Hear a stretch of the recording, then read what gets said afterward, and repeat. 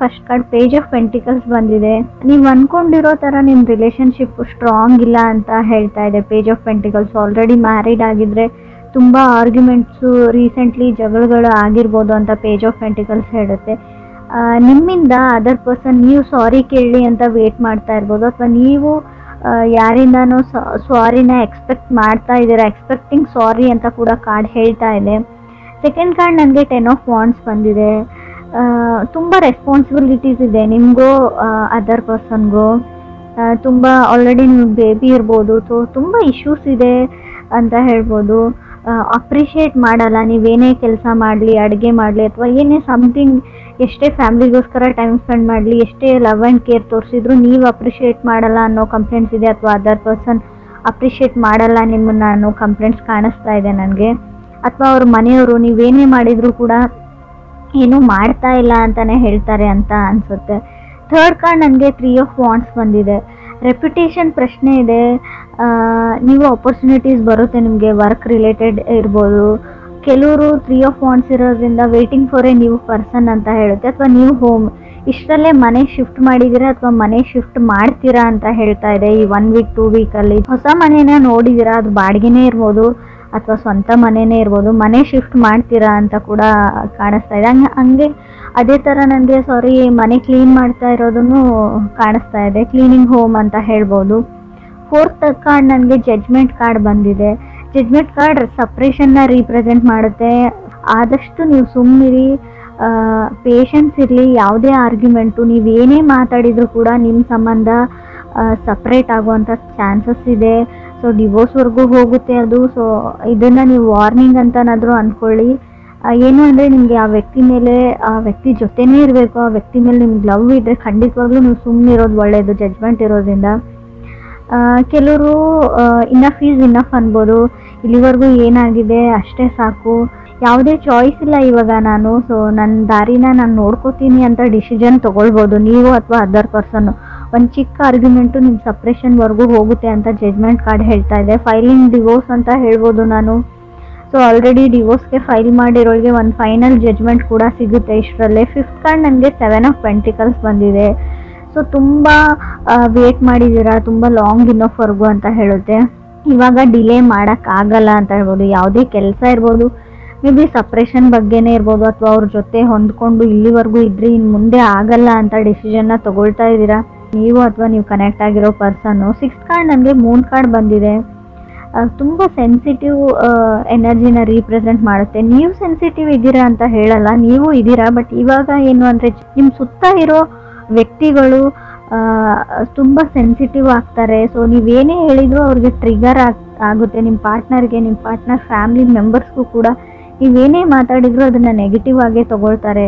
So ಅವ್ರಿಗೆ ಒಂದು triggering ಥರ ಇರುತ್ತೆ ಅದು. ಸೊ ಆರ್ಗ್ಯುಮೆಂಟ್, ಜಗಳ ಅಲ್ಲಿಂದನೇ ಸ್ಟಾರ್ಟ್ ಆಗುತ್ತೆ ಅಂತ ಕಾರ್ಡ್ ಹೇಳ್ತಾ ಇದೆ. 7th ಕಾರ್ಡ್ ನನಗೆ ಹೈ ಪ್ರೀಸ್ಟಿಸ್ ಬಂದಿದೆ. 8th ಕಾರ್ಡ್ ನನಗೆ ಕ್ವೀನ್ ಆಫ್ ಪೆಂಟಿಕಲ್ಸ್ ಬಂದಿದೆ. ಸೊ ಎಮೋಷ್ನಲಿ ಎಕ್ಸಾಸ್ಟೆಡ್ ಅಂತ ಹೇಳುತ್ತೆ. ತುಂಬ ಹತ್ತಿದ್ದೀರಾ, ಕಣ್ಣಲ್ಲಿ ನೀರು ಹಾಕಿದ್ದೀರಾ ಅಂತ ಕೂಡ ಹೇಳುತ್ತೆ. ಸೊ ಯಾವಾಗಲೂ ಅವ್ರನ್ನೇ ಚೂಸ್ ಮಾಡ್ಕೊಳ್ತಾರೆ, ಅವ್ರ ಫ್ಯಾಮಿಲಿ ಮೆಂಬರ್ಸ್ನೇ ಚೂಸ್ ಮಾಡ್ಕೊಳ್ತಾರೆ. ಸೊ ನನ್ನನ್ನು ಯಾರು ಚೂಸ್ ಮಾಡ್ಕೊಳ್ಳಲ್ಲ ಅಂತ ಅನ್ನಿಸ್ತಾ ಇದೆ. ತಪ್ಪು ಅವ್ರದ್ದೇ ಇದ್ರೂ ಕೂಡ ಸೊ ನನ್ನ ಮೇಲೆ ಬ್ಲೇಮ್ ಮಾಡ್ತಾರೆ ಅನ್ನೋ ಕಂಪ್ಲೇಂಟ್ಸ್ ಕೂಡ ಕಾಣಿಸ್ತಾ ಇದೆ ನನಗೆ ಇಲ್ಲಿ ಕಾರ್ಡ್ಸಲ್ಲಿ. 9th ಕಾರ್ಡ್ ನನಗೆ ಲವರ್ಸ್ ಕಾರ್ಡ್ ಬಂದಿದೆ. ಸೊ ನಿಮ್ಗೇನು ಅನ್ನಿಸ್ತಾ ಇದೆ ಅಂದರೆ ಮರೆತು ಬಿಡಬೇಕು, ನಾನು ಯಾವಾಗಾದರೂ ಈ ವ್ಯಕ್ತಿನ ಪಟ್ಟಿದ್ದೆ ಅನ್ನೋದನ್ನು ಮರಿಬೇಕು ಅಂತ ಅನ್ನಿಸ್ತಾ ಇದೆ. ಸೊ ಎಷ್ಟು ಮೋಸ ಮಾಡಿದ್ದಾರೆ ಅಂದರೆ ಅವ್ರನ್ನ ಮರೆಯೋಕ್ಕೂ ಆಗ್ತಾ ಇಲ್ಲ ಅಂತ ಹೇಳ್ಬೋದು. ಮೇ ಬಿ ಈ ಮೋಸದ ಬಗ್ಗೆ ಕೆಲವ್ರಿಗೆ ಗೊತ್ತಿಲ್ಲದೆ ಇರ್ಬೋದು. ಖಂಡಿತವಾಗ್ಲೂ ಮೂನ್ ಕಾರ್ಡ್ ಬಂದಿರೋದ್ರಿಂದ ಸಮಥಿಂಗ್ ಏನೋ ಹೈಡ್ ಮಾಡ್ತಾ ಇದ್ದಾರೆ ನೀವು ಕನೆಕ್ಟ್ ಆಗಿರೋ ವ್ಯಕ್ತಿ ಅಂತ ಅನಿಸುತ್ತೆ. ಆದಷ್ಟು ಅವ್ರನ್ನ ಅಬ್ಸರ್ವ್ ಮಾಡಿ, ಸೊ ಪರಿಶೀಲನೆ ಮಾಡಿ. ಸೊ ನೀವು ಲಿಟ್ರಲಿ ಮೋಸ ಹೋಗೋಕ್ಕಿಂತ ಮುಂಚೆನೇ ಅದರಿಂದ ದೂರ ಇರಿ, ಅದನ್ನು ತಡೀರಿ ಅಂತ ಕೂಡ ಕಾರ್ಡ್ ಹೇಳುತ್ತೆ. ನಾರ್ಮಲಿ ಇದು ನಿಮ್ಮ ಪಾರ್ಟ್ನರ್ ಮೋಸ ಮಾಡ್ತಾರೆ ಅಂತಲ್ಲ, ಹಣಕಾಸಿನ ವಿಚಾರವಾಗಿ ನಿಮ್ಮ ಫ್ರೆಂಡ್ಸು, ಬಿಸ್ನೆಸ್ ಪಾರ್ಟ್ನರ್ಸು, ಯಾರೋ ಹೊರಗಡೆ ಇರೋ ವ್ಯಕ್ತಿಗಳು ಕೂಡ ಮೋಸ ಮಾಡ್ಬೋದು. ನೀವು ಮೋಸ ಹೋಗೋ ಚಾನ್ಸಸ್ ಇದೆ. 10th ಕಾರ್ಡ್ ನನಗೆ 9 ಆಫ್ ಸಾರ್ಡ್ಸ್ ಬಂದಿದೆ. ಯು ಆರ್ ಸ್ಕೇರ್ಡ್ ಅಂತ ಹೇಳ್ತಾ ಇದೆ. ಏನು ಅಂದರೆ ಆರ್ಗ್ಯುಮೆಂಟ್ ಮಾಡಿದ್ರಾ, ಜಗಳ ಮಾಡ್ಕೊಂಡಿದ್ದೀರಾ, ಇವಾಗ ನಿಮಗೆ ಭಯ ಆಗ್ತಾ ಇದೆ ಎಲ್ಲಿ ಆ ವ್ಯಕ್ತಿ ನಿಮ್ಮಿಂದ ದೂರ ಆಗ್ತಾರೆ ಅಂತ. ತುಂಬ ಕರೇಜ್ ಬೇಕು ಅಂತ ಹೇಳಬೇಕು. ನಾನು ಅದಕ್ಕೆ ಹೇಳಿದೆ ಸ್ಟಾರ್ಟಿಂಗಲ್ಲಿ. ಸೊ ಆ ವ್ಯಕ್ತಿ ನಿಮಗೆ ಇಷ್ಟ ಇದ್ದರೆ ಆದಷ್ಟು ಯಾವುದೇ ಆರ್ಗ್ಯುಮೆಂಟ್ ಇರಲಿ, ಏನೇ ಇರಲಿ, ಟ್ರಿಗರ್ ಆಗಬೇಡಿ, ಸುಮ್ಮನೆ ಆಗಬೇಡಿ.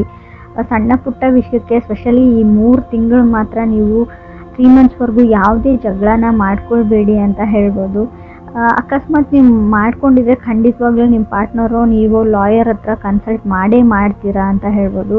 ಸೊ ಕೌನ್ಸಿಲಿಂಗ್ ಅಗತ್ಯ ಕೂಡ ಇದೆ. ಯಾರಿಗೋ ಒಂದು ಮಾನಸಿಕ ರೋಗ ಅಂತ ನಾನು ಹೇಳಲ್ಲ, ಮಾನಸಿಕವಾಗಿ ತುಂಬ ಕುಗ್ಗೋಗಿದ್ದೀರಾ, ಸೊ ಕಾಂಪ್ರಮೈಸು ಆಗಬೇಕಾಗುತ್ತೆ. ಸೊ ಸ್ವಲ್ಪ ಕೌನ್ಸಿಲಿಂಗ್ನ ತೊಗೊಳ್ಳಿ ಅಥವಾ ಮೆಡಿಟೇಷನ್ನ ಮಾಡಿ ಅಂತ ನಾನು ಹೇಳ್ತೀನಿ. 11th ಕಾರ್ಡ್ ನನಗೆ ಪೇಜ್ ಆಫ್ ಕಪ್ಸ್ ಬಂದಿದೆ. 12th ಕಾರ್ಡ್ ನನಗೆ ಎಂಪ್ರೆಸ್ ಬಂದಿದೆ. ಯಾರಿಂದನೋ ಸಾರಿನ ಎಕ್ಸ್ಪೆಕ್ಟ್ ಮಾಡ್ತಾ ಇದ್ದೀರಾ ಅಂತ ಹೇಳಿದೆ. ಕಮ್ಯುನಿಕೇಷನ್ ಸ್ಟಾಪ್ ಆಗಿದೆ. ನೀವು ಅಥವಾ ಅದರ್ ಪರ್ಸನ್ ಟ್ರೈ ಮಾಡ್ತಾ ಇದ್ದೀರಾ ಕಮ್ಯುನಿಕೇಟ್ ಮಾಡೋಕ್ಕೆ, ಬಟ್ ರೆಸ್ಪಾನ್ಸ್ ಬರ್ತಾ ಇಲ್ಲ ಅಂತ ಅನಿಸುತ್ತೆ. ಬಟ್ ಖಂಡಿತವಾಗ್ಲೂ ಹಾಗೆ ಟ್ರೈ ಮಾಡ್ತಾ ಇರಿ. ಸೊ ಅವರು ಖಂಡಿತ ನಿಮಗೆ ರೆಸ್ಪಾನ್ಸ್ ಮಾಡ್ತಾರೆ ಅಂತ ಕಾರ್ಡ್ ಹೇಳ್ತಾ ಇದೆ. ಎಂಪ್ರೆಸ್ ಕಾರ್ಡ್ ಇರೋದ್ರಿಂದ ಸೊ ರಿಲೇಷನ್ಶಿಪ್ಪಲ್ಲಿ ಇರೋರು ಕೇರ್ಫುಲ್ ಆಗಿರಿ. ಇನ್ ಕೇಸ್ ನೀವು ಬೇಬಿನ ಎಕ್ಸ್ಪೆಕ್ಟ್ ಮಾಡ್ತಾ ಇಲ್ಲ ಅಂದರೆ ಸಡನ್ ಪ್ರೆಗ್ನೆನ್ಸಿನ ಹೇಳ್ತೀನಿ. ಸೊ ಆಲ್ರೆಡಿ ಮ್ಯಾರಿಡ್ ಇದ್ದೀರಾ, ಬೇಬಿ ಬೇಕು ಅನ್ನೋರಿಗೆ ಕಂಗ್ರಾಟ್ಸ್ ಹೇಳ್ತೀನಿ. ಸೊ ಕನ್ಸೀವ್ ಆಗೋ ಚಾನ್ಸಸ್ ಕೂಡ ಎಂಪ್ರೆಸ್ ಕಾರ್ಡ್ ಹೇಳ್ತಾ ಇದೆ, ಕನ್ಸೀವ್ ಕೂಡ ಆಗ್ತೀರಾ ಅಂತ ಹೇಳ್ಬೋದು. ಸೆಕೆಂಡ್ ಕಾರ್ಡ್ 10 ಆಫ್ ವಾಂಡ್ಸ್ ಬಂದಿರೋದ್ರಿಂದ ಟೇಕ್ ರೆಸ್ಪಾನ್ಸಿಬಿಲಿಟಿ ಅಂತ ಹೇಳ್ತೀನಿ ನಾನು. ಯಾವುದೇ ರೆಸ್ಪಾನ್ಸಿಬಿಲಿಟೀಸ್ ಬೇಡ ನನಗೆ, ನಾನು ಆರಾಮಾಗಿರಬೇಕು ಅಂತ ಅಂದ್ಕೊಂಡಿದ್ದೀರಾ. ಸೊ ಆಲ್ರೆಡಿ ಮದುವೆ ಆಗಿದೆ ಕೆಲವ್ರದ್ದು, ಆಲ್ರೆಡಿ ಪೇರೆಂಟ್ಸ್ ಕೂಡ ಆಗ್ತಾ ಇದ್ದೀರಾ. ಸೊ ರೆಸ್ಪಾನ್ಸಿಬಿಲಿಟಿ ತೊಗೊಳ್ಳೋದನ್ನು ಕಲೀರಿ ಅಂತ ಕೂಡ ಕಾರ್ಡ್ ಹೇಳ್ತಾ ಇದೆ. ಕೆಲವ್ರಿಗೆ ಸಿಂಗಲ್ ಇರೋರಿಗೆ ನಿಮಗೆ ಸ್ಟೆಬಲ್ ಆಗಿರೋ ವ್ಯಕ್ತಿ ಅಥವಾ ಪರ್ಸನ್ ಪ್ರಪೋಸಲ್ಸ್ ಬರುತ್ತೆ ಅಂತ ಕೂಡ ಕಾರ್ಡ್ ಹೇಳ್ತಾ ಇದೆ. ನಿಮಗೆ ಸಮ್ಮನ್ ಸ್ಟೆಬಲ್ ಆಗಿರೋ ವ್ಯಕ್ತಿ ಬೇಕು, ಕೆರಿಯರ್ ಓರಿಯೆಂಟೆಡ್ ಇರಬೇಕು, ಸ್ಟ್ರಾಂಗ್ ಇನಫ್ ಇರಬೇಕು ಅಂತ ಅನಿಸ್ತಾ ಇದೆ. ಸೊ ವರ್ಕ್ ಓರಿಯೆಂಟೆಡ್ ಇರೋವಂಥ ಪರ್ಸನ್ನೇ ನಿಮಗೆ ಸಿಗ್ತಾನೆ. ಸೊ ನೀವು ಇಷ್ಟು ವರ್ಷದಿಂದ ಪ್ರಪೋಸಲ್ಗೆ ವೇಟ್ ಮಾಡ್ತಾ ಇದ್ದೀರಾ, ರೈಟ್ ಪರ್ಸನ್ಗೋಸ್ಕರ ವೇಟ್ ಮಾಡ್ತಾ ಇದ್ದರೆ ಖಂಡಿತವಾಗ್ಲೂ ಆ ಥರ ವ್ಯಕ್ತಿ ಸಿಗ್ತಾರೆ. But 4th card judgment card ಇರೋದ್ರಿಂದ ನಾನು ಖಂಡಿತ ಬ್ರೇಕಪ್ ಮತ್ತು ಸಪ್ರೇಷನ್ನ ಮೆನ್ಷನ್ ಮಾಡಲೇಬೇಕು. ಆಲ್ರೆಡಿ ಆಗಿರ್ಬೋದು, ನೋ ಕಮ್ಯುನಿಕೇಷನ್ ಇರ್ಬೋದು. ಸೊ ಎಮೋಷ್ನಲಿ ಡ್ರೈನ್ಡ್ ಆಗಿದ್ದೀರಾ ಅಂತ ಕೂಡ ಕಾರ್ಡ್ ಹೇಳುತ್ತೆ. ಬಟ್ ಇಲ್ಲಿ ನನಗೆ ಕಮ್ಯುನಿಕೇಷನ್ ಸ್ಟಾರ್ಟ್ ಆಗುತ್ತೆ. ಖಂಡಿತವಾಗ್ಲೂ ನಿಮ್ಮ ಕೈಯಲ್ಲೇ ಇದೆ. ಒಂದು ಸಾರಿ ಕೇಳಿದರೆ ಏನೂ ಆಗೋದಿಲ್ಲ ಅಂತ ಕೂಡ ನಾನು ಹೇಳ್ತೀನಿ. ನೀವು ಸಾರಿ ಕೇಳಿರೋ ವಿಷಯನ ಬೇರೆಯವ್ರಿಗೆ ಅಥವಾ ನಿಮ್ಮ ಫ್ಯಾಮಿಲಿ ಮೆಂಬರ್ಸ್ಗೋ ಅವ್ರ ಫ್ಯಾಮಿಲಿ ಮೆಂಬರ್ಸ್ಗೋ ಹೇಳ್ದೇನೋ ಇರ್ಬೋದು. ನೀವೇ ಪ್ಯಾಚಪ್ ಆಗ್ಬೋದು ಇಬ್ಬರು ಸೇರಿಬಿಟ್ಟು ಅಂತ ಹೇಳುತ್ತೆ. ಯಾವುದೇ ಚಾಯ್ಸ್ ಇಲ್ಲ ಅಂತ ಹೇಳ್ತೀನಿ. ಸೊ ನಿಮಗೆ ಅವ್ರನ್ನ ಬಿಟ್ಟಿರೋಕ್ಕಂತರೂ ಆಗಲ್ಲ ಅಂತ ಸೀರಿಯಸ್ಲಿ ಕಾರ್ಡ್ಸಲ್ಲಿ ಶೋ ಆಗ್ತಾ ಇದೆ. ಸೊ ಆ ಥರ ಇರುವಾಗ ನೀವು 3ನೇ ವ್ಯಕ್ತಿಗಳ ಮಾತನ್ನ ಕೇಳದೇ ಇರೋದು ಒಳ್ಳೆಯದು ಅಂತ ಹೇಳುತ್ತೆ. ಹೈ ಪ್ರಿಸ್ಟೆಸ್ ಕಾರ್ಡ್ ಬಂದಿದೆ. ತುಂಬ ಗೂಗಲ್ ಮಾಡ್ತೀರಾ, ಆಲ್ರೆಡಿ ಶಾಪಿಂಗ್ ಅಂತೂ ತುಂಬ ಮಾಡಿದರೆ, ಬಟ್ ಇಲ್ಲಿ ಆನ್ಲೈನ್ ಶಾಪಿಂಗ್ನ ತೋರಿಸ್ತಾ ಇದೆ. ಸೊ ಇದಾದಮೇಲೆ ಜಗಳ ಆಗಿರಬೇಕು ಅಂತ ಕೂಡ ಕಾರ್ಡ್ಸ್ ಹೇಳ್ತಾ ಇದೆ. ತುಂಬ ಶಾಪಿಂಗ್ ಮಾಡಿದ್ರಿ, ತುಂಬ ಚೆನ್ನಾಗಿರೋ ಟೈಮ್ನ ಸ್ಪೆಂಡ್ ಮಾಡಿದ್ರಿ, ಅದಾದಮೇಲೆ ಸೊ ಯಾವುದೇ ವಿಷಯಕ್ಕೆ ಆರ್ಗ್ಯುಮೆಂಟ್ ಅಥವಾ ಜಗಳ ಅಂತ ಸ್ಟಾರ್ಟ್ ಆಗಿತ್ತು. ಒಂದೇ ಸಿಲ್ಲಿ ವಿಚಾರಕ್ಕಿರ್ಬೋದು ಅದು. ಸೊ ಅದು ಸಪ್ರೇಷನ್ವರೆಗೂ ಹೋಗಿದೆ ಇವಾಗ ಅಂತ ಕೆಲವ್ರಿಗೆ ಹೇಳುತ್ತೆ. ಕೆಲವರು ಇಲ್ಲ ನಾವು ಚೆನ್ನಾಗೇ ಇದ್ದೀವಿ ಅನ್ನೋರಿಗೆ ಕೂಡ 9 ಆಫ್ ಸೋರ್ಸ್ ಬಂದಿರೋದ್ರಿಂದ ಸೊ ಇನ್ ಫ್ಯೂಚರ್ ಮುಂದೆ ಈ 3 ಮಂತ್ಸ್ವರೆಗೂ ಸ್ವಲ್ಪ ಎಲ್ಲ ಚೆನ್ನಾಗಿದೆ. ಸೊ ಓವರಾಲ್ ನಿಮ್ಮ ಲೈಫು ಈ ವರ್ಷ ಫ್ಯೂಚರ್ ಬಗ್ಗೆ ನೋಡೋದಾದರೆ ಎಲ್ಲ ಚೆನ್ನಾಗಿದೆ ರೀಡಿಂಗಲ್ಲಿ. ಸೊ ರಿಲೇಷನ್ಶಿಪ್ಪಲ್ಲಿ ಮಾತ್ರ ಸ್ವಲ್ಪ ಕೇರ್ಫುಲ್ ಆಗಿರಬೇಕು ನೀವು. ಸ್ವಲ್ಪ ಸಪ್ರೇಷನ್ನು, ಡಿವೋರ್ಸು, ಬ್ರೇಕಪ್ಸು ಕಾಣಿಸ್ತಾ ಇರೋದ್ರಿಂದ ಸೊ ತಾಳ್ಮೆ ಮತ್ತು ಫರ್ಗಿವ್ನೆಸ್, ಕ್ಷಮೆ ಗುಣ ತುಂಬಾ ಇಂಪಾರ್ಟೆಂಟ್ ಆಗುತ್ತೆ ಅಂತ ಕೂಡ ಕಾರ್ಡ್ಸ್ ಹೇಳ್ತಾ ಇದೆ. ಸೊ ನೋ ಕಮ್ಯುನಿಕೇಷನ್ ಎಂಡ್ ಆಗುತ್ತೆ. ಖಂಡಿತ ಅವರೇ ಕಾಲ್ ಮಾಡ್ತಾರೆ ಅಥವಾ ಅವರೇ ಮೆಸೇಜ್ ಮಾಡ್ತಾರೆ ಅಥವಾ ನೀವು ಮಾಡ್ತೀರಾ. ಒಟ್ಟಿನಲ್ಲಿ ಕಮ್ಯುನಿಕೇಷನ್ ಮತ್ತೆ ಸ್ಟಾರ್ಟ್ ಆಗುತ್ತೆ. ಸೊ ಎಲ್ಲನೂ ನಾರ್ಮಲಿ ಬರುತ್ತೆ. ಬಟ್ ನೀವು ಆರ್ಗ್ಯೂ ಮಾಡೋದನ್ನು ಬಿಡಿ. ಸೊ ಸಾರಿ ಕೇಳೋದನ್ನು ಕಲೀರಿ ಅಂತ ಕೂಡ ರೆಪ್ಯುಟೇಷನ್ ಅಥವಾ ಈಗೋ ಆ್ಯಂಡ್ ಪ್ರೈಡ್ನ ಬಿಟ್ಟಾಕಿ ಅಂತ ಹೇಳ್ತೀನಿ. ಕ್ರಾಸ್ ವಾಚರ್ಸ್ಗೂ ಇದನ್ನೇ ಹೇಳ್ತೀನಿ. ಸಪ್ರೇಷನ್ ನನಗೆ ತುಂಬ ಸ್ಟ್ರಾಂಗಾಗಿ ಕಾಣಿಸ್ತಾ ಇದೆ 3 ಆಫ್ ಸಾರ್ಟ್ಸ್ ಇರೋದ್ರಿಂದ.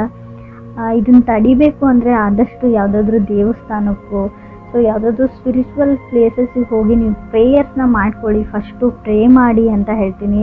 ಲಾ ಆಫ್ ಅಟ್ರಾಕ್ಷನ್ನ ಯೂಸ್ ಮಾಡಿ. ಸೊ ಖಂಡಿತವಾಗ್ಲೂ ಸಪ್ರೇಷನ್ನ ಆಗೋದನ್ನು ನೀವು ತಡಿಬೋದು ಅಂತ ಕಾರ್ಡ್ಸ್ ಹೇಳ್ತಾ ಇದೆ.